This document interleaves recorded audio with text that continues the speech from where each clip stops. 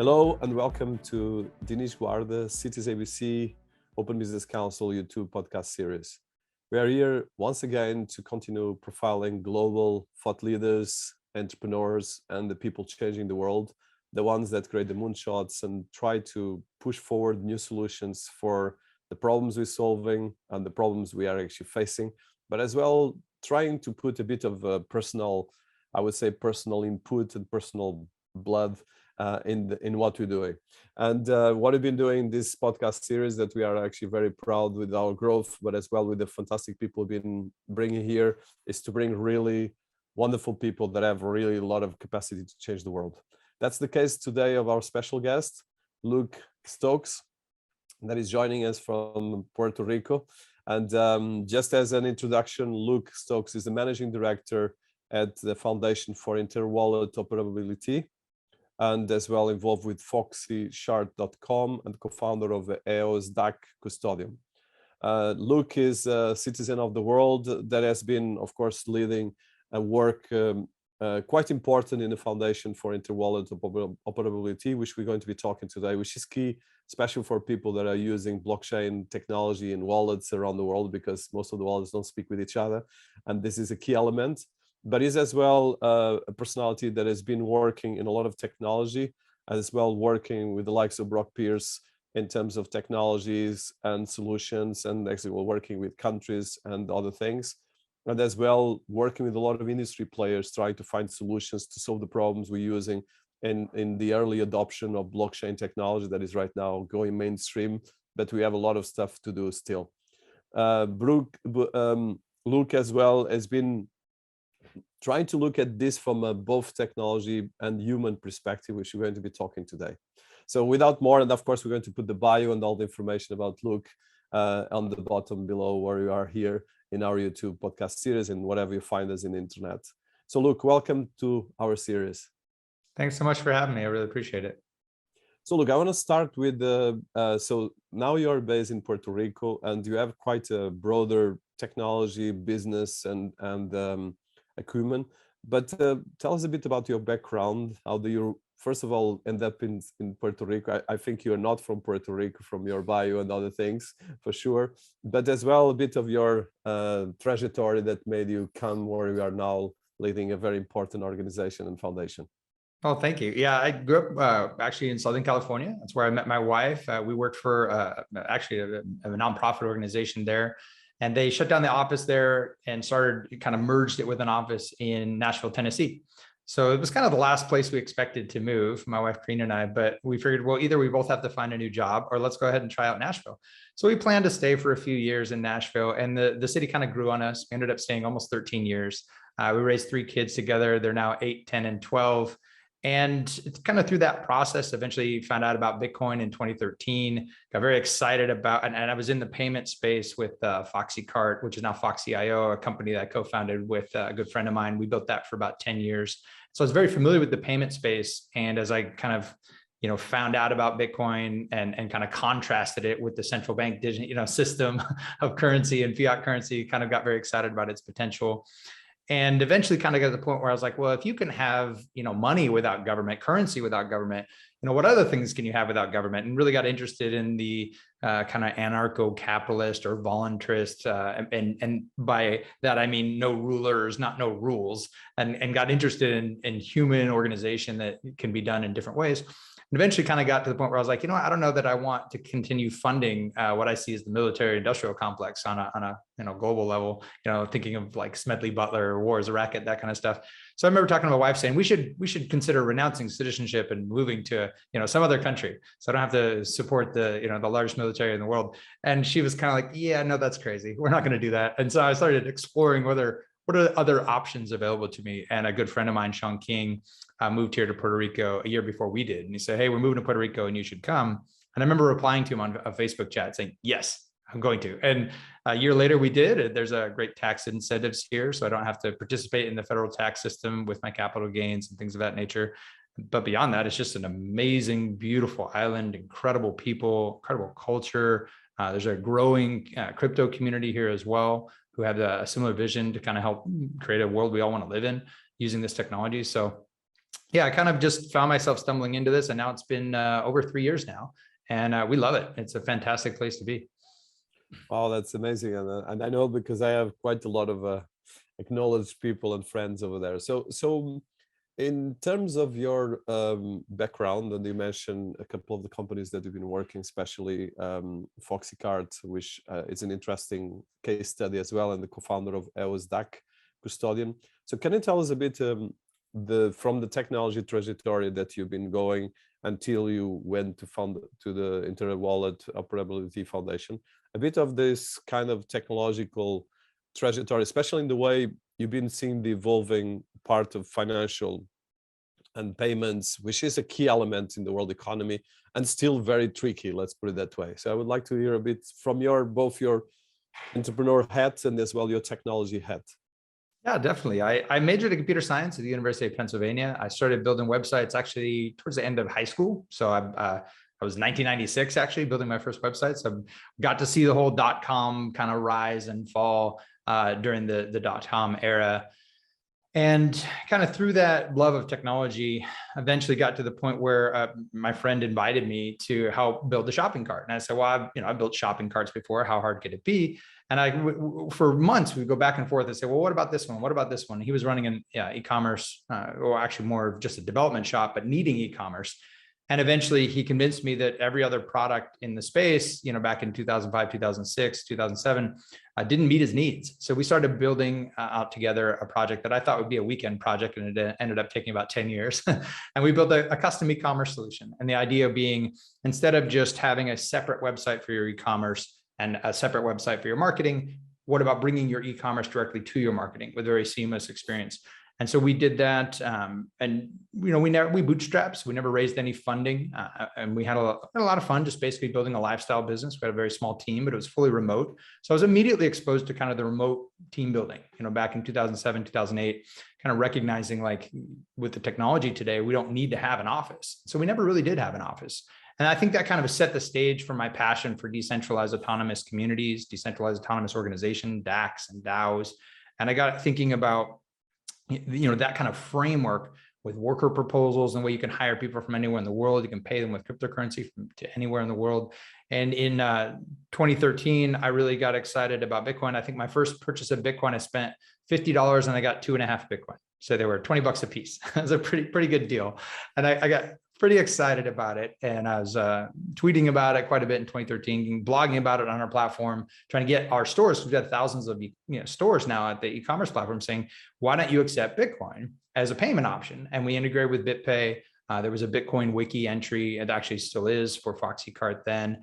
And what we quickly found out is it was just too difficult. People were kind of like, what is Bitcoin? And what is this big crazy hash? And we were seeing very small number of stores be interested in it. And, if they had, they all would have made a lot of money if they had accepted the currency and held it. But really just the user confusion leading to cart abandonment, the different checkout rates going down because people would see something and be interested and go research it and forget about their purchase. So it just wasn't quite there yet. And then later in 2014, 2015, the block size debates within the Bitcoin community were quite frustrating. There's a lot of censorship going on the Reddit, a lot of censorship going on with the bitcointalk.org, which is kind of the only place you could get information about Bitcoin back then, which led to, of course, the big fork between Bitcoin and Bitcoin Cash.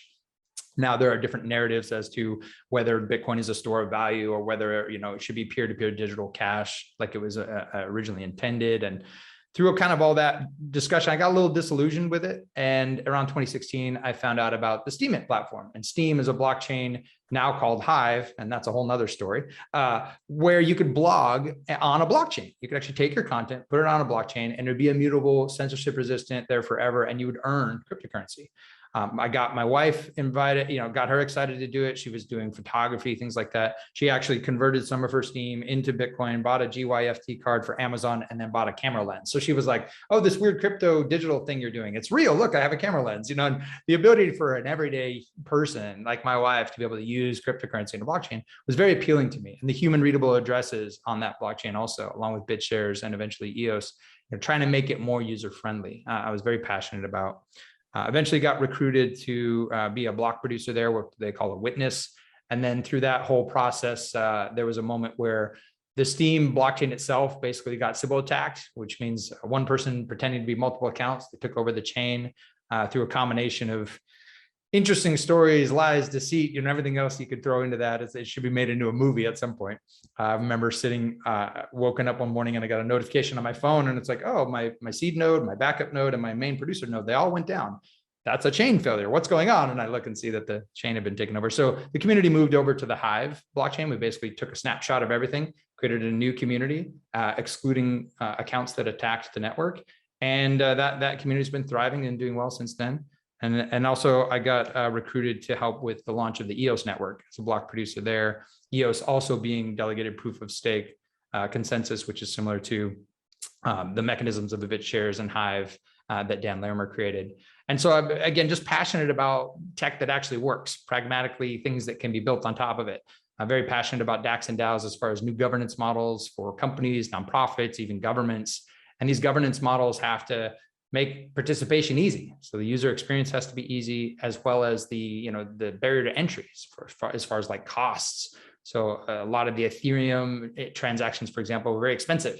So if people have to pay money to vote or participate in governance, then that's a big hindrance to adoption. So these are all things that have led me to the projects that I've worked on, and then eventually into working with FIO, the FIO protocol, FIO, the Foundation for Interwallet Operability, which we're focusing on making crypto easier. It's easier to send, easier to request funds and receive funds, the ability to include a memo, because we would always say, be your own bank, but a bank gives you a bank statement. You have this nice understanding of everything you've been doing within your account. Whereas with cryptocurrency, you have wallets all over the place and you have different accounts doing different things, and it can be very confusing to keep track of things. And now we have the ability with FIO protocol to have a memo that's encrypted between the two parties. So we preserve that privacy, but you still have the ability to know, what was that transaction for? What was this about? And I've been working there. I started as a part-time consultant after selling my business, FoxyCart, back to my business partner in 2018 to go full-time in the crypto blockchain space. I didn't really want another job. That was the funny part. I was kind of like, yeah, I just want to be part-time consulting, advising, helping out with cool projects. And this one kind of sucked me in. I started as a part-time consultant. I was the chief decentralization officer, and eventually over time kind of got dragged into full-time position as the managing director for the Cayman nonprofit.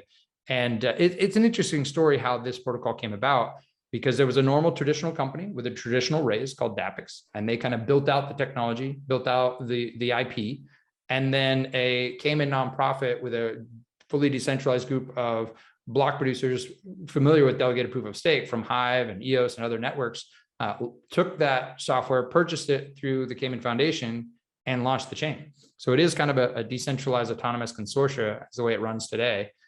Without the traditional centralized. So I didn't actually found it. I came as a part-time consultant, but then eventually kind of moved into the position of the managing director that I have today. So that's kind of a long story of my life compressed in just a few minutes. But basically the summary is I'm really passionate about building tools for human freedom. And I'm really passionate about self-sovereignty and the ability to control your own value and making that easy for everyone and accessible. You mentioned earlier, 1 billion users come into crypto. I'm really passionate about that. The law of diffusion of innovation talks about these doublings of network effect adoptions, like we saw with the internet and the smartphone. And the information I've seen is that the curve is even faster than it was on the internet. So we're probably 3 to 5 years out from 1 billion users in cryptocurrency. And to me, that immediately says we have to make it easier. That the law of diffusion of innovation talks about those kind of early 2.5% that are kind of like innovator tinkers. And then you have the early majority, the majority, late majority, all that. And so I think the people coming to crypto have much higher expectations of how easy it should be to use.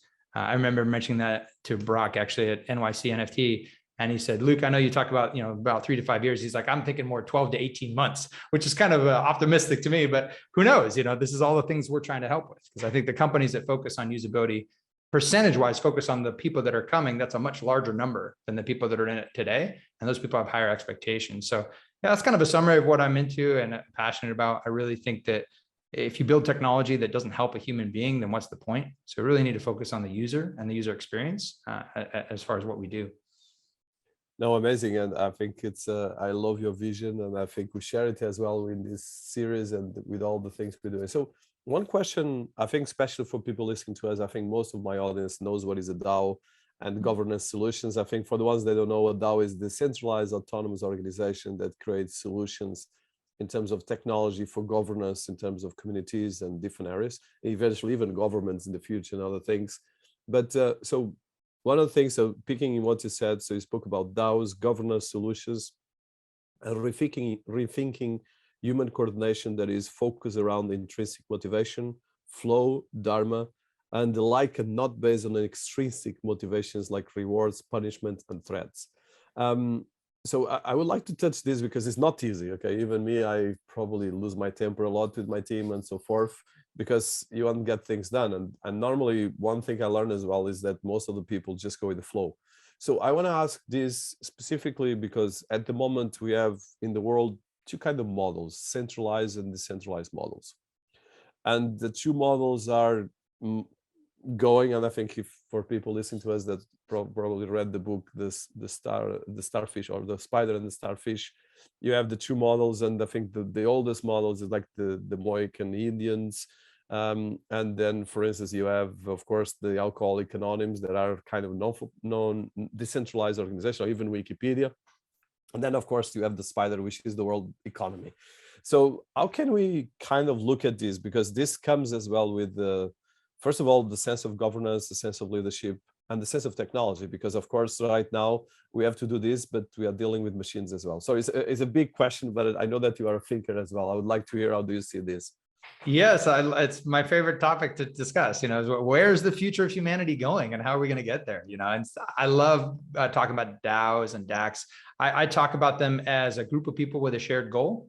And when we talk about DAO, decentralized doesn't necessarily mean, that's on a spectrum, basically. So one way to define it would be no single point of failure. And there's a great article by Vitalik where he even defines it in more detail. How decentralized is your technology and access to the technology as far as making changes to it? How decentralized is the community and those who make decisions? How decentralized is the financial backing, the currencies, things of that nature, as far as token distribution. So decentralization to me is just no single point of failure. Autonomous doesn't yet today mean AIs. It really actually means just transparency, consistency, functional outcomes with functional inputs, meaning you put in this information and you're going to get this consistent output with this input. And a contrast to that would be you don't have like a separate set of financial books that Enron's keeping on the side and leads to some big fraud. Everything is transparent, everything is available, everything is consistent with the smart contracts on the blockchain, the process for governance, everything like that nature. And then as far as the C or O, whether it's a DAC or a DAO, this can be community, consortia, company, corporation, or it can be organization. It's really kind of, again, just a group of people with a shared goal. And I do get really excited about this because I think it goes much deeper than, just this kind of evolution of technology. I think it also goes to the evolution of our awareness, our consciousness. Like as a species, we're in many ways kind of waking up to certain realities that we live in terms of how we treat Mother Earth that we live in, or how we treat each other, and whether or not we feel the need to rule over each other or let people kind of grow autonomously in their own ability and their own freedom. And it's been really an interesting journey for me. I mean, I've been very passionate about these tools for quite some time. And at the same time, recognizing this is kind of more recent, that some people want to be ruled. Some people want to be told what to do. Some humans are more comfortable without the, decision fatigue and everything else, or the loss aversion of making a mistake and feeling 10 times worse about it than if they, just did what, just following orders kind of a thing. And so these are part of the things that draw my interest and attention, is like what leads to a better outcome, increasing the ability to function, as my friend Erez Asher likes to say, and at the same time, recognizes where we are. And so that's where the usability, making things easier, and it's a combination of kind of leveling up, but also at the same time, helping people, making things easier so it's accessible. And so I think probably the DAOs and DACs that are going to be more successful in the future aren't going to even really talk about or be upfront about their blockchain nature. They're just going to be better tools for co-ops, or better tools for nonprofits, or better tools for people to come together, make decisions, pool their funds together in a what we call a multi-sig, which is essentially multiple people have access to the funds, but they have to come to a certain level of agreement before those funds can be transferred to be used in any way that the group wants, in a shared collaborative commons kind of way. And, I think little improvements like that, being able to have transparency, on how funds in a group funds are used, and agreement, consensus, a way to vote in who are the custodians or who are the decision makers for those funds. I think these things are going to become more and more important, especially as people, I find, throughout the world, especially with what's been going on with COVID and other different examples, people are kind of losing faith in some of the traditional systems of authority and governance, saying, you don't have all the answers. We kind of have to figure things out on our own to some degree. And so I look really fondly at the opportunity for us to create better systems of awareness of what is and who we are and our place in the world and how we come together to build a better outcome. So these technologies, I think, are showing up just at the right time, just when we need them most. And it is important that we make them user-friendly and accessible. No, completely. And I think there's a lot of challenges on that. So that brings me to the next question. And let's go through first. The first question is related more on the industry, and the second more on the humanity part, because I want to touch that. And I know that you are as well a person very focused on humanity challenges. So the first one, so and this is kind of, you touched this partly, but I want to go more in detail. So according to research from multiple industry players, but as well Crypto.com, is that in 2021, the number of global crypto owners almost tripled from 106 million in January to 295 million in December. And if we extrapolate a similar rate in 2022, that means that we are on the track to reach 1 billion users. Of course, it might be too advanced or might be less, because of course, there's always the theory of, I would say that this can extrapolate very big. And if you look at the technology, and of course depends a lot of marketing and things around this. And of course we have on Crypto.com or other platforms right now, we have even people like Matt Damon, global superstars and premium A-League actors being promoting some of these platforms, or even there was another platform by other global personalities. So the first thing that my question around this is, as someone very involved both in the industry and in the crypto, but as well on the technology, a lot of these things is about building, like you said, utility, UI, UX, usability, and really solutions that solve problems. Because effectively, if you are in Venezuela or Argentina or in Africa or even in other emerging markets, crypto is much more important than if you are in a premium market where you don't have so much risks.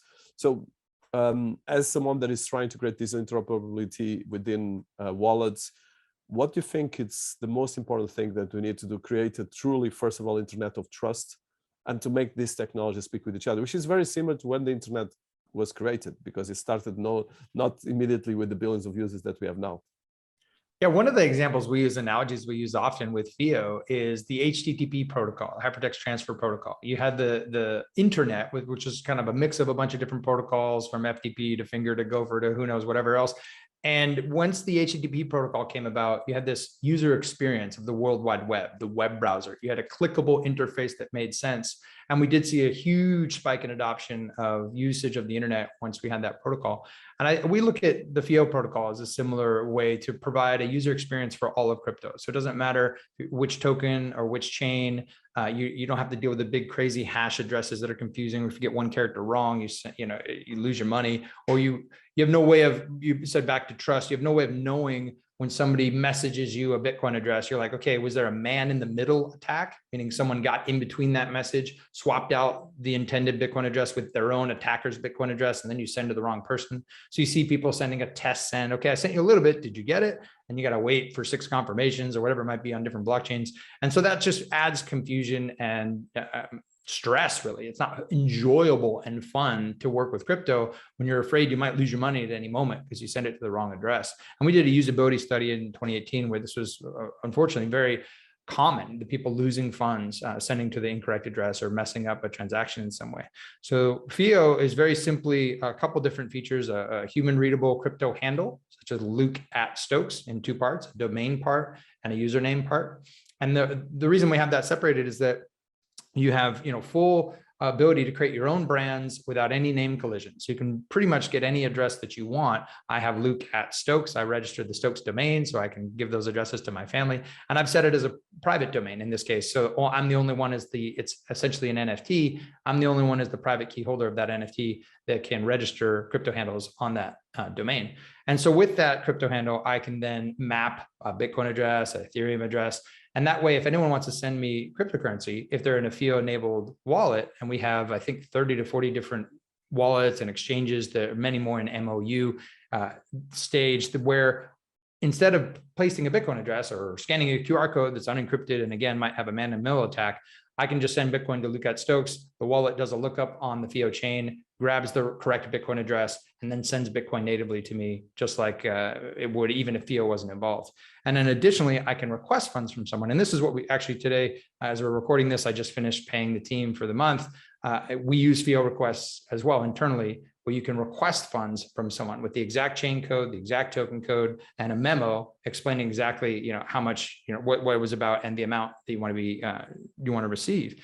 And that's important, I think, because again, USDT is an example. USDT is a stable coin that lives on many different chains. And it's not all that uncommon for someone to accidentally send a USDT to like a Bitcoin or a smart, Binance Smart Chain address instead of an Ethereum address, or a Polygon address instead of Ethereum address, or an EOS address instead, and there are Tron address. And so it can be very confusing, or the Omni layer, and all that complexity should really just be hidden from the user and make it more accessible, more user-friendly.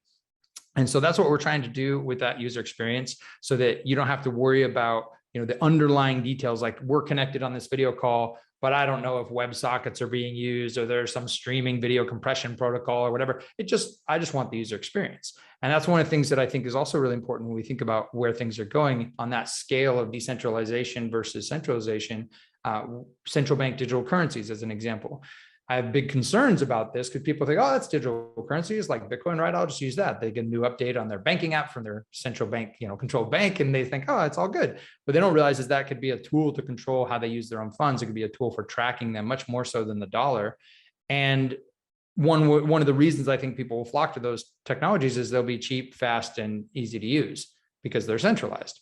So I'm hoping to provide a self-sovereign, decentralized way to have that great experience without sacrificing something like decentralization. So I think it is pretty important. And as you mentioned, there's a lot of users coming to crypto, and I think people don't have a mechanism in their brain to recognize exponential growth. It happens very quickly, catches them off guard, but we can look throughout history and see how many other times this has happened. So it's kind of inevitable. And so my focus is helping companies recognize if you don't have a strategy for usability, you really should focus on that, because these users that are coming, they're going to flock to whatever tools are easy to use. And again, I don't want us to start sacrificing the core ethos of why this entire ecosystem exists.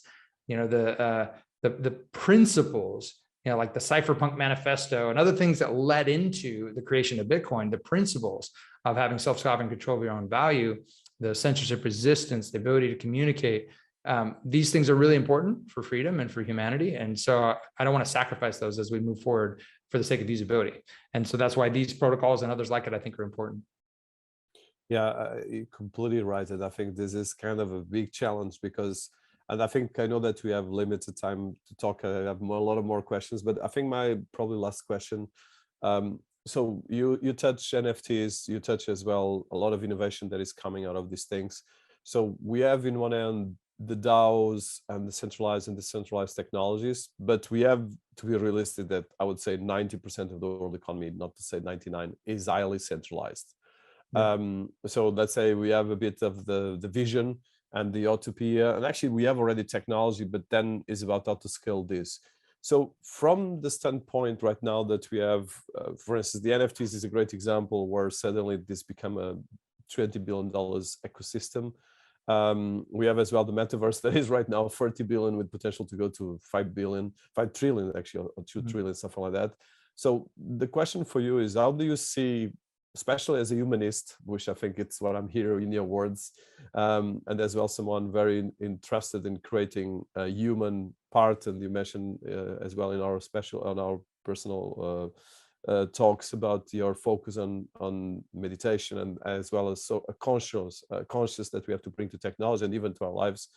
How do you see coping with this kind of challenge that we're facing? Because there's a lot of challenge, definitely, and I think it's going to be bigger because, of course, if you look at mostly what happened in the internet is that it was as well a utopia in the sense of that we would create something really to empower technology. And Tim Berners-Lee, one of the founders and fathers, is actually probably, and now we end up actually having an internet highly used by big corporations that take control of the world economy. And actually right now, the irony is that some of these corporations, you mentioned the cyber manifesto, cyberpunk, but in the end of the day, it's kind of, we have a kind of a Blade Runner world, and it's not in the future, it's now.